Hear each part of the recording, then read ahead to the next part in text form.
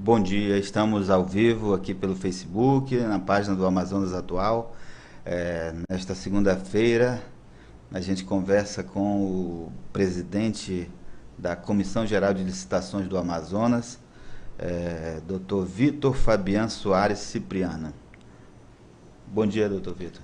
Bom dia a todos os ouvintes, a todas as pessoas que estão assistindo aqui o portal, e quero agradecer o espaço, né, que vocês abriram aí para a gente falar um pouco aí sobre o nosso trabalho, sobre licitações do estado do Amazonas, né, e estou aqui à disposição. Ok. Eu queria começar essa entrevista com uma pergunta que é a seguinte: o senhor assumiu a comissão da CGL agora no governo amazoniano, né? No início do governo Sim. Amazonino Mendes, que foi em outubro do ano passado. Como é que estava a CGL? Estava organizada? A CGL é um órgão, né, que muitas pessoas pensam que ela foi criada recentemente, né? Mas nós fizemos um estudo. Dentro do estado do Amazonas, a gente já tem mais de 60 anos de órgãos que trabalham com licitação. E a CGL, quando nós chegamos, ela se encontra se encontrava num estado ainda, vamos dizer assim, ainda não adequado à realidade tecnológica que a gente tem hoje em dia, né? E o que a gente já identificou? Identificamos que a necessidade de readequação de processos, a necessidade de virtualização dos autos, até para que fosse dada mais publicidade, eu acho que mais transparência no trabalho da CGL. Então, basicamente, foi isso, em razão, inclusive, do volume, né? Porque você passa pela CGL um volume absurdo, assim, um volume muito grande de demandas. Se você pensar, ela é responsável por realizar todas as licitações de todos os órgãos, né, do estado do Amazonas e entidades. Quando eu falo entidades, é administração indireta, como as fundações de saúde, né, a Superintendência de Habitação. Então, a nossa preocupação foi essa, dar mais agilidade, transparência nos processos licitatórios, né? Eu assisti uma outra entrevista do senhor, que o senhor falava dos serviços prestados sem cobertura contratual, principalmente nas secretarias de saúde e educação. A gente sabe que existiam esse tipo de serviços sendo pagos pelo governo, mas sem contratos, né? Sem uma cobertura contratual. Ou o contrato já tinha sido expirado, né? E a empresa continuou prestando serviço, ou não tinha contrato mesmo, né? Esses serviços depois foram contratados pela CGL, passaram por licitação? O que acontece, né? Nós tínhamos, quando nós assumimos a gestão, e o que eu falo, inclusive, em relação à própria gestão estadual, o cenário que nós tínhamos eram muitos serviços sendo prestados sem contrato, e esse serviço sem contrato, ele causa uma desorganização mesmo nas contas públicas, né?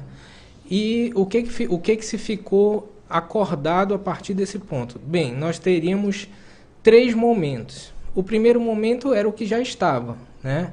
Que era o pagamento desses serviços por natureza indenizatória, que era o que já vinha acontecendo. Como nós iríamos resolver essa questão? Primeiro, e isso até foi motivo de instauração de uma CPI dentro da Assembleia, dizendo que havia um número elevado de dispensas de licitação dentro do Estado. Essas dispensas, na verdade, eram necessárias. Por quê? Você tem um período de ilegalidade, que é a parte sem contrato, certo? Você vai ter o período emergencial, que você vai suprir com esses contratos feitos através de dispensa, e depois os procedimentos licitatórios. Então, essas dispensas foram necessárias para que você, durante um certo período, regularizasse a situação esperando um processo licitatório. Eu vou dar um exemplo aqui que ocorreu conosco na CGL. Nós tínhamos um contrato de prestação de serviço de reprografia. Em um dado momento, a empresa falou, olha, eu estou com um pagamento atrasado, eu vou rescindir, certo? É um direito que ele tinha, mas eu também, na qualidade de administrador, eu tenho o dever de apurar a conduta daquela empresa, porque ela está descumprindo um contrato existente, deflagrei uma dispensa de licitação e, ao mesmo tempo, a licitação propriamente dita. Em menos de 30 dias, eu celebrei o contrato da dispensa e a minha licitação finalizou em menos de 30 dias. Então, aquele contrato de dispensa serviu àquela necessidade, né? Isso é só para dar o exemplo que muitos órgãos passaram por isso. Então, essa quantidade de dispensas, se você for fazer o cruzamento de informações, você vai verificar que muitas dessas dispensas foram supridas através de contratos regulares. Pois é, o deputado Sabarrez, que foi quem propôs a CPI, ele falava em 300 contratos sem licitação. Era esse mesmo volume? Eu não sei ele precisar o volume, até porque, deixa eu dar outro exemplo, né? A dispensa de licitação, ela ocorre quase que diariamente lá com a gente. Vou lhe dar um exemplo aqui. Um paciente que precisa de um determinado medicamento e ele obtém uma ordem judicial para que esse medicamento seja adquirido pelo Estado, certo? Como é que o Estado vai adquirir esse medicamento? É justamente através de uma dispensa de licitação, porque surgiu, em decorrência de uma demanda judicial, essa emergência. Então, esse número ele pode variar. Outra coisa, existem dispensas de licitação com órgãos que dentro do Estado foram criados para determinada função, tipo a Prodan. Hoje a Prodan detém folha de pagamento, serviço de internet. Então, como ela é uma empresa pública criada com essa finalidade, a dispensa ela é amparada legalmente. E assim, não tem nada de ilegal, né, se realizar a dispensa, porque a própria lei prevê isso daí, os casos de dispensa e inexigibilidade. O que é importante a gente ter em mente é que determinados serviços que se mantêm por dispensa por muito tempo, eles tendem a, se não houver a licitação, se tornarem ilegais. Hoje o nosso prazo de uma dispensa é de 180 dias, né?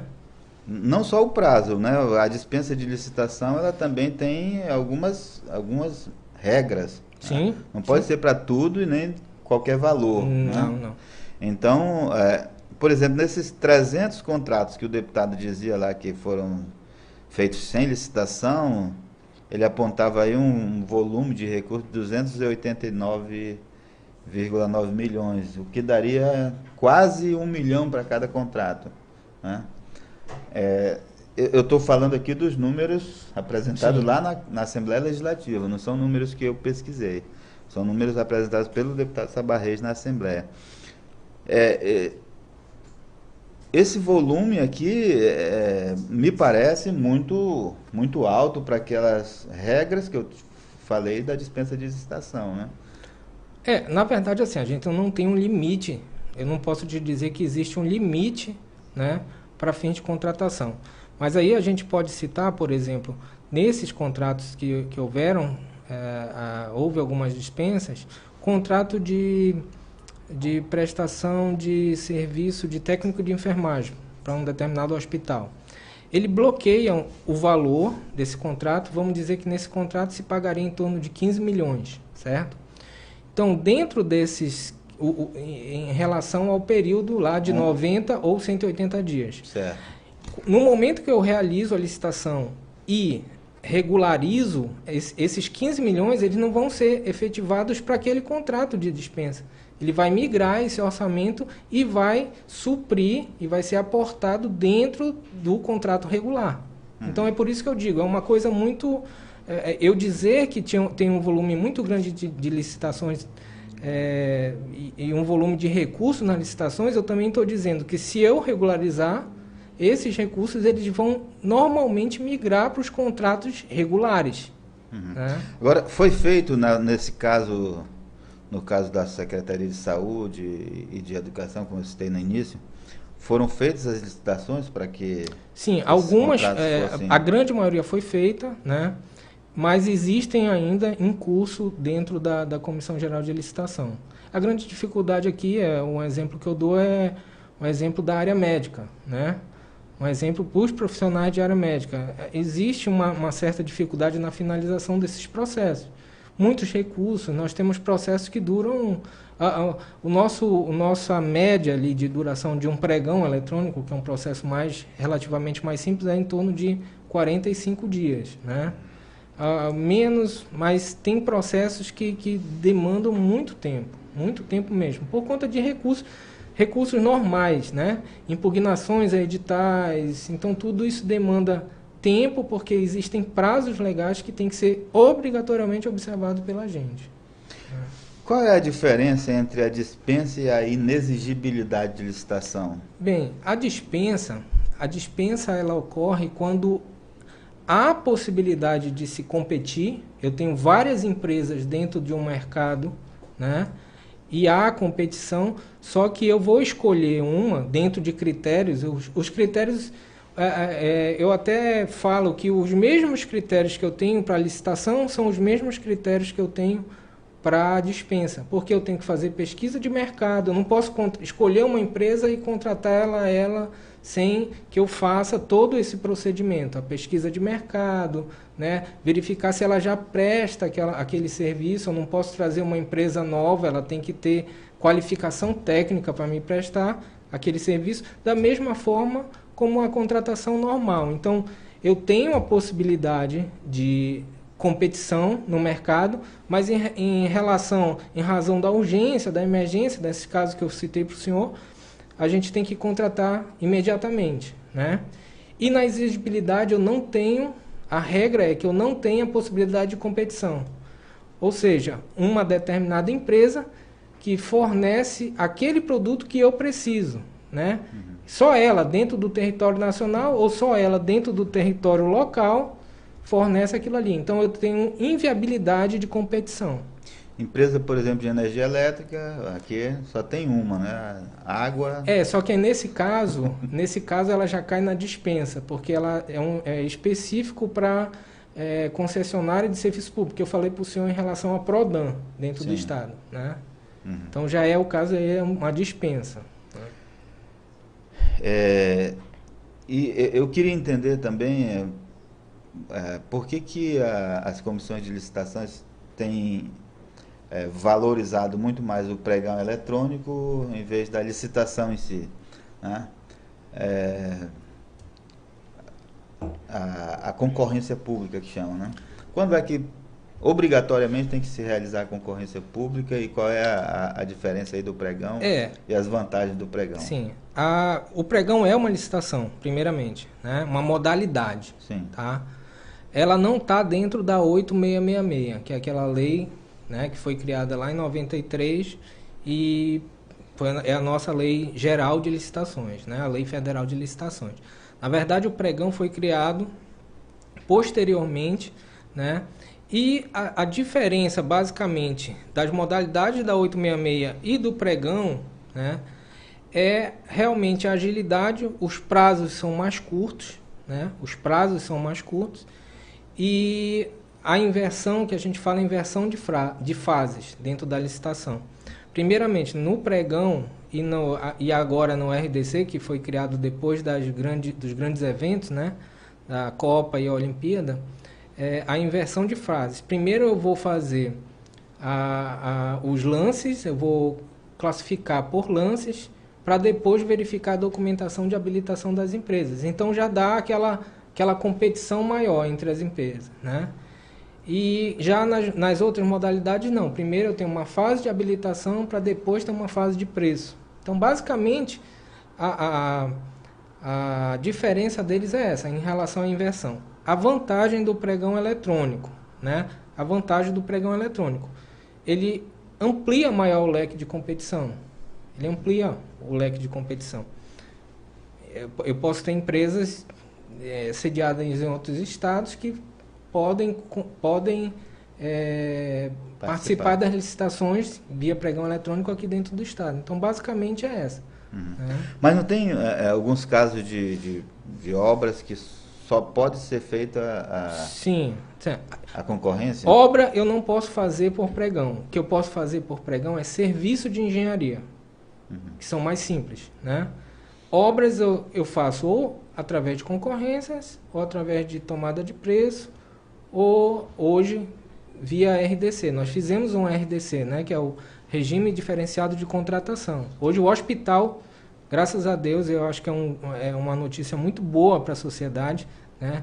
Nós tínhamos nós que eu falo o Estado, mas o EMOAN em específico, tinha um recurso proveniente do governo federal e não conseguia licitar, não conseguia finalizar a licitação do Hospital do Sangue, né? Fizeram uma parte, houve um distrato e eles precisavam contratar isso daí. E nós realizamos uma concorrência, não tivemos êxito, mudamos a modalidade. Na mudança da modalidade, graças a Deus, nós conseguimos. Hoje o Hospital do Sangue vai sair, né? O que é qual é a diferença desse regime da diferenciado? RDC? É essa, ele passa... A tendência, na verdade, a tendência da mudança da legislação de licitações, que já existe um projeto, né, em tramitação no Congresso Nacional, é tornar o pregão... Hoje o pregão ele veio numa lei apartada, o pregão e o regime diferenciado de contratações. Eles se tornarem, na verdade, as modalidades principais, né, de licitação. Por quê? Por conta disso. Agilidade, uma fase só de recurso, o tempo é mais curto. Então, falando em relação ao pregão. Então, ele traz agilidade à administração em relação a essa modalidade de licitação. Né? A gente sabe que historicamente se fala em combinação de preços entre empresas, forma de burlar a licitação ali. Acontece muito isso? O senhor percebeu isso nessa fase que o senhor está na CGL? Na verdade, assim, né? Eu fico até às vezes, estava comentando hoje pela manhã, nós fizemos 2.200 licitações nesse um ano, certo? Dessas 2.200 licitações, pouco mais de 1%, 1,2%, 1,1%, estão sendo questionadas junto ao Tribunal de Contas, junto ao Poder Judiciário, né? Ou seja, 98,1,2%, né? É um índice bem alto, são licitações que não tiveram nenhum problema. Só que essas que têm problema, elas indicam uma coisa boa para a gente. Indicam que não está tendo combinação de preço, não está tendo, entendeu? Não está tendo, as partes não estão se conversando. Se elas querem brigar, é porque, né, a coisa está sendo feita de uma maneira correta que faz com que eles... Não, esse eu não vou perder, eu vou judicializar, eu vou para o Tribunal de Contas. Então, para a gente, isso é um termômetro. É um termômetro mas também por esse raciocínio a gente pode desconfiar que os 99% tem problema. Não, acredito que não. Assim, como a gente fala, hoje as licitações elas são abertas. Hoje, nosso processo de digitalização é que faça o seguinte, olha, nossa licitação está aqui. Aponte o nosso erro. Uhum. Se tiver erro, a gente vai sanar. Então, a nossa mentalidade é essa, certo? Na campanha eleitoral, o governador até colocou isso na campanha, no programa de televisão e nas entrevistas que ele dava nos debates, que a Suzam fez uma revisão de contratos, né? E economizou 300 milhões de reais, o que não é pouco, 300 milhões. Isso significa que as licitações, quando foram feitas, foram sobrevalorizadas ou Não, o que acontece é o seguinte, nós temos nas licitações, e isso é bom que você abriu um ponto que eu acho excelente para a gente explicitar o que são contratações públicas dentro do Brasil, dentro do estado do Amazonas. Nós temos duas fases no procedimento licitatório, certo? Eu tenho uma fase interna, que ela é feita pelo órgão, tá? Que esse nós não temos ingerência alguma. Então, a escolha de quantitativos, forma de execução, a natureza do objeto, as especificações do objeto são todas baseadas em critérios técnicos escolhidos pelo órgão demandante, tá? Isso na fase interna. Na fase externa, que cabe à CGL, nós fazemos basicamente o procedimento. Então, isso que você está falando, houve superfaturamento na licitação? Eu não posso te responder porque é uma questão de fase interna. Tá? Então, depois de realizado a licitação e direcionada à secretaria para a execução desse contrato, pode-se detectar que a forma como foi feita na fase interna pode ser que seja errada. Pode ser que eu tenho estimado aquele contrato por valor global, e quando na verdade eu deveria ter estimado por individual, por item. Então, essa revisão dos contratos que não cabe à CGL, e sim ao órgão demandante, essa revisão para fim de adequação da necessidade do órgão, ela é feita pelo próprio órgão, certo?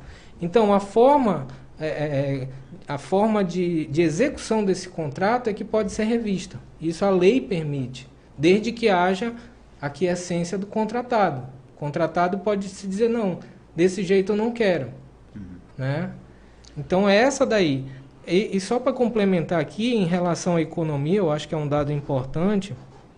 Assim, o volume de contratações dentro do Brasil, né, já foi estimado em vários estudos, inclusive pelo IBGE, que varia de 15% a 20% do PIB nacional. Isso a gente está falando de 600 a 700 bilhões ano. Né?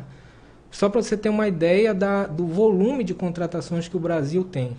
E o Estado, né, nesse um ano aí que nós estamos à frente da CGL, nós bloqueamos o orçamento, quer dizer, as secretarias bloquearam o orçamento público em torno de 2 bilhões e 2 bilhões 194 milhões. O que significa esse bloqueio? O bloqueio, assim, eu tenho os valores ali dentro do orçamento para o investimento, e o investimento é justamente nisso, né?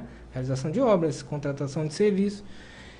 E cada secretaria tem o seu orçamento. E eu vou mandar um processo para a CGL. Esse processo, essa contratação vai me gerar uma despesa de R$200 mil. Só um exemplo. Eu mando para a CGL, esse orçamento já está bloqueado. Quer dizer, ele tem que ser separado do meu orçamento geral. Eu não posso mais mexer nesse recurso porque ele está comprometido com essa contratação. Chegando na CGL, a gente faz uma licitação, realiza a licitação e, em vez de 200, nós fizemos a licitação R$100 mil. Então, esses R$100 mil que foram mandados a mais voltam para o cofre e eles podem ser reinvestidos novamente em outras ações, pela mesma secretaria. E nesse dado aí, nós economizamos nesse um ano, nos 2 bilhões, nós fechamos em 1 bilhão e 900, economizando 274 milhões para o Estado, voltando esse orçamento bloqueado, podendo ser empregado em outras ações de cada parte. Agora, quando o órgão manda uma licitação, ou uma solicitação de licitação para a CGL, ele tem ali um preço mínimo e um preço máximo, não é isso? Aí varia. Varia? Varia porque... Pois é, porque tem casos em que a licitação não foi fechada porque o valor estava muito além do preço de mercado ali. Isso, porque assim, na licitação eu posso ter vários parâmetros, né? Os parâmetros que... Isso fica a critério, como eu falei, a fase interna. Então a secretaria vai fazer a pesquisa de mercado deles e vai dizer, não, eu vou colocar no meu preço, vai ser o preço mínimo, ou eu vou colocar o preço médio, ou eu vou colocar o preço mediano, né? Isso fica a critério deles. O que eu não posso fazer enquanto órgão de licitação é ultrapassar aquele preço que foi orçado. Né? Ultrapassar o preço que foi orçado. Por quê? Se os licitantes chegarem no momento lá e me derem valores acima, aquela licitação que a gente fala na linguagem de licitações é fracassada, por preço excessivo. Então ela não pode chegar a termo. E é por isso que existe no pregão, né, especialmente, a fase para a gente negociar, tentar baixar o preço. Há essa possibilidade. Né? E os profissionais que atuam nessa modalidade, eles têm por obrigação tentar puxar o preço para dentro do que foi estimado pelo Estado. Tem como controlar por exemplo, tem como a gente ter uma garantia de que o o pregoeiro ali não vai negociar com as empresas? Eu estou falando de corrupção. A CGL é um órgão imune à corrupção? Acredito assim. O que a gente tem feito dentro da CGL e fortalecido muito dentro dessa política, né, de combater esse tipo de prática, é que hoje nós temos vários filtros dentro da CGL, né? Nós temos os filtros que são feitos pelos próprios licitantes, e isso é importante, que o licitante verificar que existe alguma coisa errada, porque ele perdeu, porque foi de certa forma, foi beneficiado, ele pode recorrer. Então, aquela decisão do pregoeiro, ela não é absoluta, né? Ela vai ser revista tanto por quem está licitando com ele, e também